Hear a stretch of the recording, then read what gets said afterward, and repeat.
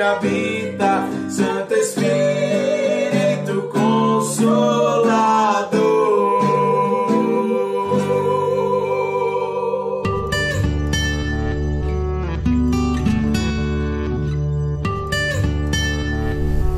A paz de Jesus, irmãos. Hoje nós vamos ler o livro de João, do capítulo 3, do verso 16 ao 21. Porque Deus amou o mundo de tal maneira que deu seu Filho unigênito, para que todo que nele crê não pereça, mas tenha vida eterna. Porquanto Deus enviou seu Filho ao mundo, não para que julgasse o mundo, mas para que o mundo fosse salvo por ele. Quem nele crê não é julgado. O que não crê já está julgado, porquanto não crê no nome do unigênito Filho de Deus. O julgamento é este, que a luz veio ao mundo, e aos homens amaram mais as trevas do que a luz, porque as suas obras eram más. Pois todo aquele que pratica o mal aborrece a luz, e não se chega para a luz, a fim de não serem arguidos as suas obras. Quem pratica a verdade aproxima-se da luz, a fim de que as suas obras sejam manifestas, porque feitas em Deus. Queridos e queridas, queremos nesta oportunidade compartilhar a palavra do Senhor. Queremos hoje falar sobre superando as crises da vida. E vamos tomar como base, então, este texto da palavra do Senhor, segundo Reis, capítulo 4, versículos 18 a 36. Vamos ler, então, esta passagem das Escrituras. O menino cresceu e, certo dia, foi encontrar-se com o seu pai, que estava no campo com os ceifeiros. De repente, ele disse a seu pai: "Ai, a minha cabeça, a minha cabeça." Então o pai disse a um dos servos: "Leve-o para a mãe." Ele o tomou e o levou para a mãe. O menino ficou sentado no colo dela até o meio-dia, e então morreu. Ela subiu e o deitou sobre a cama do homem de Deus, fechou a porta e saiu. Chamou o marido e lhe disse: "Mande-me um dos servos e uma das jumentas. Preciso ir depressa falar com o homem de Deus e voltar." O marido perguntou: "Por que você quer falar com ele hoje? Não é dia de festa da lua nova, nem sábado." Ela respondeu: "Não faz mal." Então ele mandou preparar a jumenta e disse ao servo: "Pegue as rédeas e vamos, não diminua a marcha, a não ser quando eu disser." E assim ela partiu e foi com o homem de Deus no Monte Carmelo. Ao vê-la de longe, o homem de Deus disse a Geazi, seu servo: "Veja, é a sunamita. Corra ao seu encontro e pergunte a ela: vai tudo bem com você, com o seu marido, com o menino?" Ela respondeu: "Vai tudo bem." Quando ela chegou ao homem de Deus no monte, agarrou-se aos pés dele. Geazi se aproximou para arrancá-la, mas o homem de Deus lhe disse: "Deixe-a, porque a sua alma está em amargura, e o Senhor escondeu isso de mim, não me revelou nada a respeito." Então a mulher disse: "Por acaso eu pedi ao meu senhor algum filho? Eu não lhe disse que não me enganasse?" Então o profeta disse a Geazi: "Cinja os lombos, pegue o meu bordão e vá. Se encontrar alguém, não o cumprimente, e se alguém cumprimentar você, não responda. Põe o meu bordão sobre o rosto do menino." Porém a mãe do menino disse: "Tão certo como vive o Senhor, e como você vive, não o deixarei." Então Eliseu se levantou e foi com ela.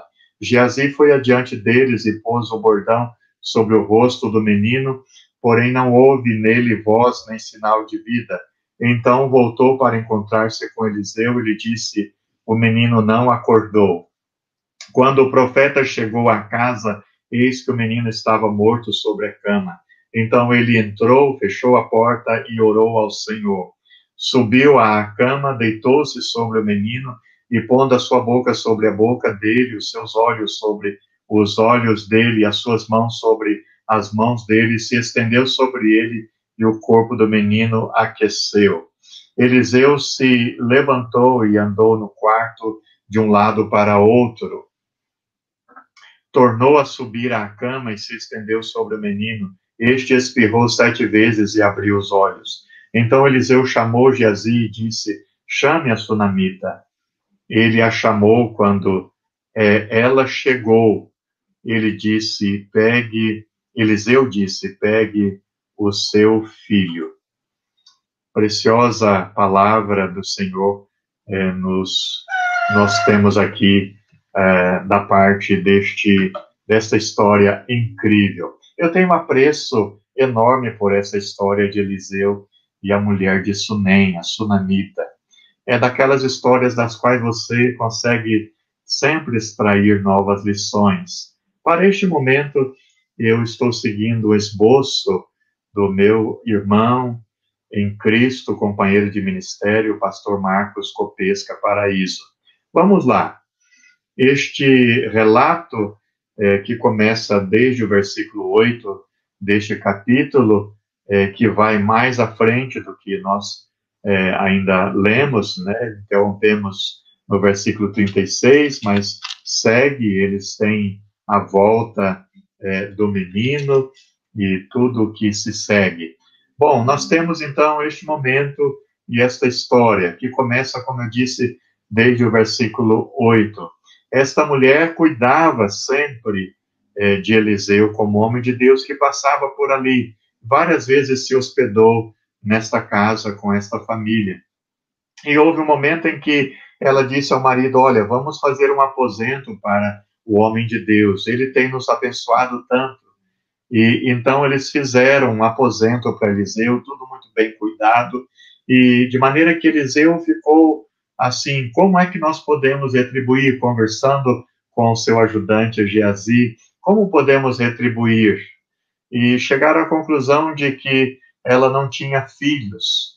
Então Eliseu a chamou e prometeu, olha, daqui a um ano você, por esse tempo, vai ter um filho.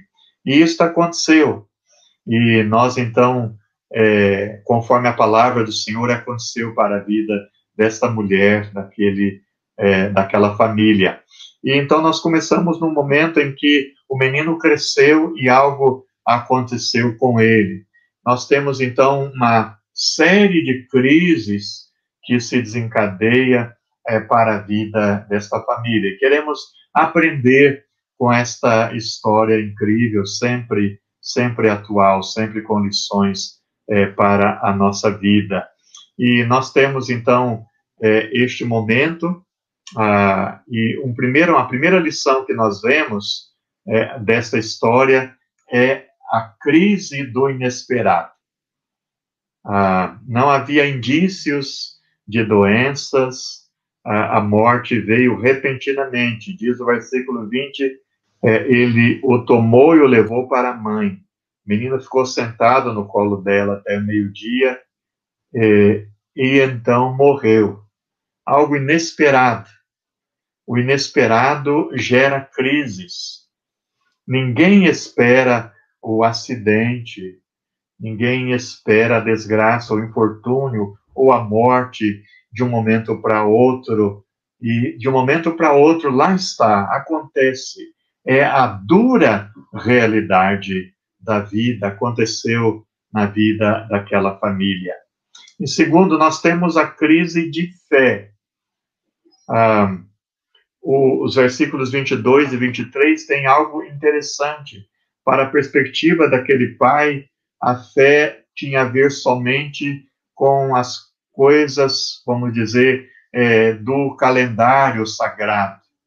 E ele, então, dialoga com a sua esposa, nos versículos 22 e 23, por que é que você vai ao encontro do homem de Deus? Não é tempo das festas da lua nova, ou mesmo não é sábado. O que tem a igreja a ver com este assunto? Ocorre, queridos, é que nos pensamentos do marido, Deus estava limitado aos dias litúrgicos, a épocas determinadas. O modo de pensar deste marido é ainda presente. A religião não serve para muita coisa no pensamento de muita gente, é apenas para cumprir ritos, mas não toca a realidade da vida. Nós precisamos, para superar a crise, de uma fé que realmente nos leva a tocar a vida. Uma fé que não toca a realidade da vida não serve para nada. Em terceiro lugar, nós temos a crise de conformismo. Versículos 25 e 26, nós temos: ela partiu e foi falar com o homem de Deus no Monte Carmelo. Ao vê-la de longe, o homem de Deus disse a Geazias, seu servo: veja, é a sunamita. Corra ao seu encontro e pergunte a ela: vai tudo bem com você, com seu marido, com o menino? Ela respondeu: vai tudo bem. Ela respondeu: tudo bem. Era a saudação comum entre os judeus. O maior dos inimigos, a morte, aviltara todos os sonhos daquela mulher, daquela família. Mas assim mesmo ela respondeu: vai tudo bem. Há uma outra reflexão minha sobre esse momento. Talvez ela disse que estava tudo bem para o moço ali, porque ela estava mesmo determinada a chegar ao homem de Deus, a Eliseu. Mas aqui eu queria tomar esta ideia do dizer vai tudo bem, quando as coisas realmente na nossa vida, as coisas que tangem a nossa existência não estão bem. Muitas vezes nós agimos assim. Tudo está desmoronando ao nosso redor, mas continuamos insistindo, vai tudo bem. Pessoas afundando nos poços da amargura, nas cavernas dos traumas emocionais, nas ruínas do pecado, e continua insistindo, vai tudo bem. Às vezes parece que uma autoproteção, uma proteção do seu grupo familiar, acaba dizendo, vai tudo bem. É o conformismo.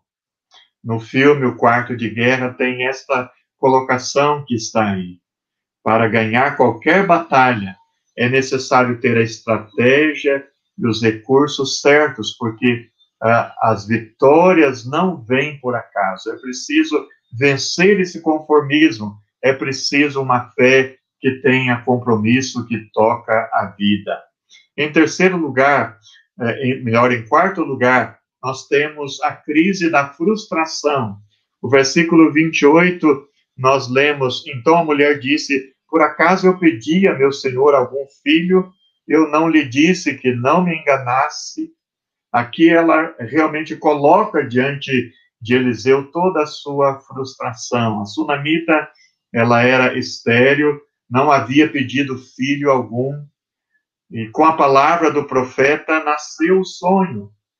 Um sonho como vindo do homem de Deus. Aliás, neste contexto, Eliseu realmente é um perfil, um tipo de Cristo no Antigo Testamento, pois ele fala realmente como o homem de Deus, é reconhecido como o homem de Deus. Ele faz milagres desta natureza, da natureza própria de Deus e do Senhor Jesus.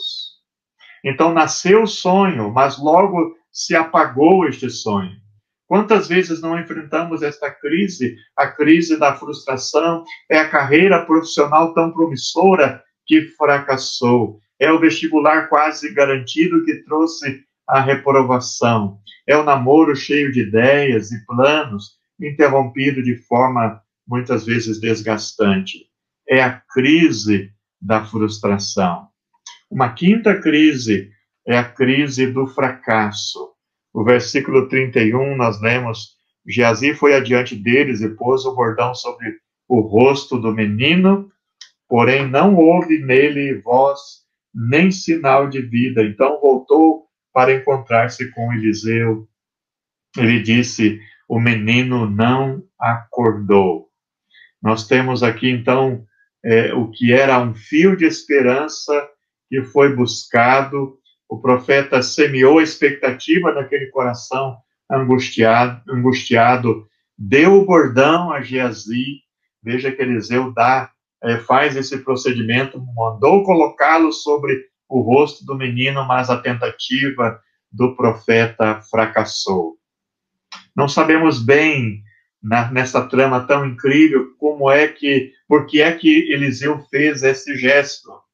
Mas nós sabemos que, por outro lado, a mulher insistiu, a sunamita insistiu para que Eliseu fosse. Nós vemos, então, a consequência da ida de Eliseu e como tudo aconteceu na sequência. Mas nós temos esse dado aqui. Queridos, então podemos colocar sobre essa história e linká-la com o nosso momento para aprendermos desta história incrível. E eu colocaria assim: Deus sempre usou crises como instrumentos de crescimento. Vamos aprender com isto, vamos aprender com esta história, vamos aprender a como superar as nossas crises, como superar. Em primeiro lugar, nós somos chamados a superar a crise pela oração. É interessante nós olharmos esta palavra e lermos no versículo 33, quando Eliseu chega àquela casa, ele então entrou, fechou a porta daquele aposento e orou ao Senhor. E orou ao Senhor. A crise se supera com a comunhão com Deus. Nas profundezas da vida, os homens, as pessoas, não falam a respeito de Deus, falam com Ele mesmo. É interessante que aquele momento ali foi um encontro. Eliseu até fez um questionamento ao Senhor, dizendo: olha, esta mulher que está aqui, deixe ela está amargurada, porque ela sofreu uma grande perda, e o Senhor não me revelou isso. E agora, então, ele está naquele aposento, nas profundezas ali, com aquela criança falecida. E ele, então, diz a palavra, orou ao Senhor. E então, nesse momento, nas profundezas da crise, do infortúnio, da frustração, nós não falamos a respeito de Deus, não teorizamos. Muitas vezes as pessoas nos nossos dias estão teorizando muito sobre Deus, todo mundo querendo dar uma de entendido sobre Deus, sobre religião e as falas sobre Deus. Mas o importante é encontrar Deus mesmo.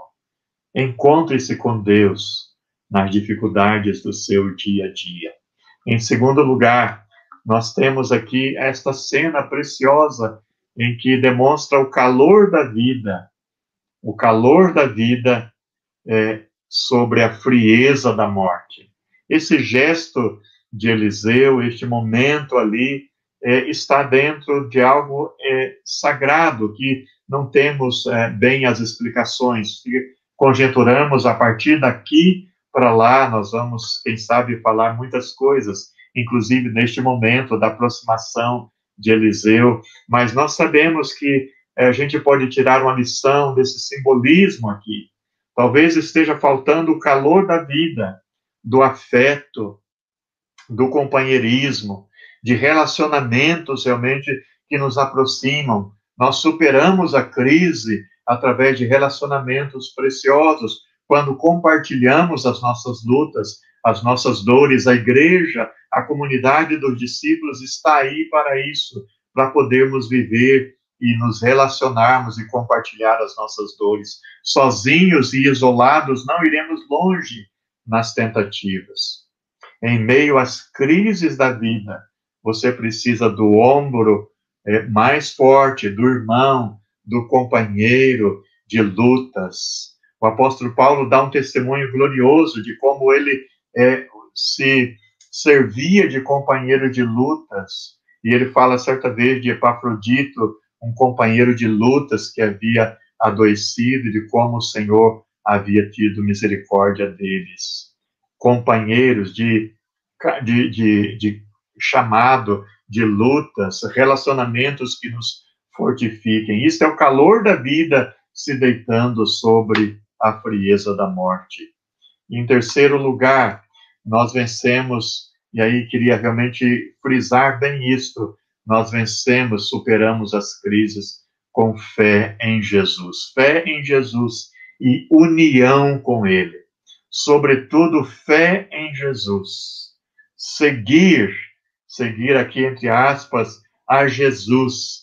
Realmente, nesse momento em que falamos tanto de redes sociais, realmente o desafio é para você seguir a Jesus. Mais vida é realmente seguir e curtir a Jesus, a comunhão com Ele. Nós somos realmente influenciados por quem seguimos. E nós somos chamados, então, a seguir a Jesus. Somos influenciados, diz o pastor Douglas Gonçalves, nós somos influenciados por quem seguimos. Quem é que nós temos seguido? Quem é que o mundo tem seguido? E nós somos chamados realmente para seguir a Jesus, a nos colocar diante dele. A palavra do Senhor, o Senhor Jesus diz, eu digo isso para que, por estarem unidos comigo, vocês tenham paz. No mundo vocês vão sofrer, mas tenham coragem. Eu venci o mundo. Olha que preciosa palavra do Senhor Jesus. E nesse contexto de João 16, este texto é de João 16, 33, nós temos este momento desafiador em que os discípulos eram chamados a crer, desafiados a crer no Senhor Jesus. Então, nós somos chamados e desafiados a nos unirmos ao Senhor Jesus, com fé nele, unidos com ele, seguindo o Senhor Jesus, nós poderemos vencer e superar as crises.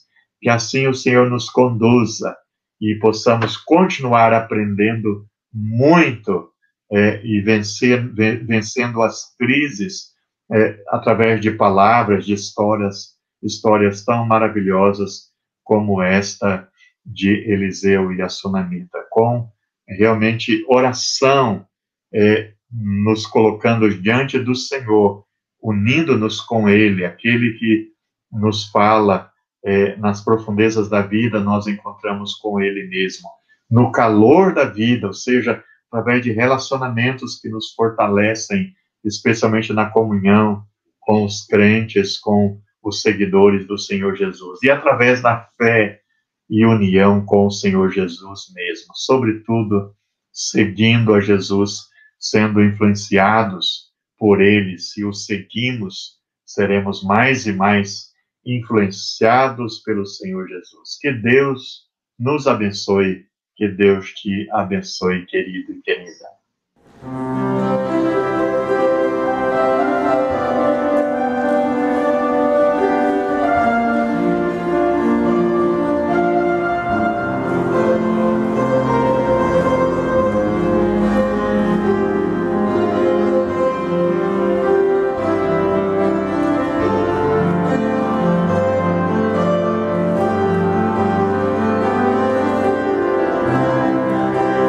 Se eu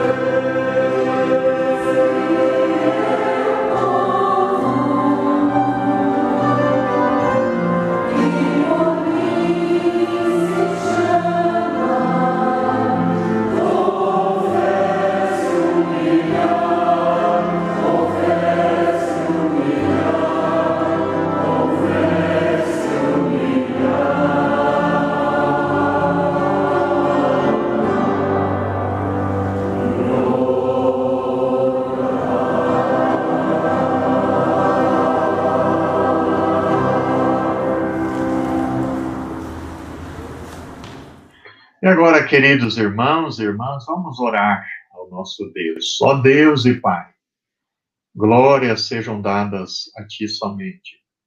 Vamos a Ti nesta manhã para, ó Deus, pedir a Tua bênção. Queremos, ó Deus, nos colocar diante do Senhor como nosso Deus e Pai. Um Deus amoroso, um Pai de misericórdias. Senhor, neste momento, queremos, ó Deus, que o Senhor venha, ó Pai, até as nossas vidas, os nossos lares, ó Deus, e tocar-nos. Pai, nós reconhecemos este momento como um momento de crise, ó Pai, sem precedentes na nossa existência, na nossa geração. E oramos, ó Deus, para que o Senhor manifeste o Teu poder, Senhor, Tua graça e misericórdia sobre nós. Oramos ao Senhor, vamos a Ti, para que o Senhor possa nos abençoar.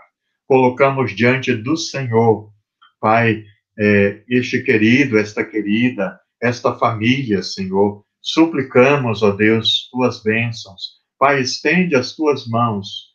Pai, toca e abençoa, toca e cura, ó Deus, os enfermos. Nós Te clamamos, Pai, no poder, na misericórdia e graça do Senhor Jesus.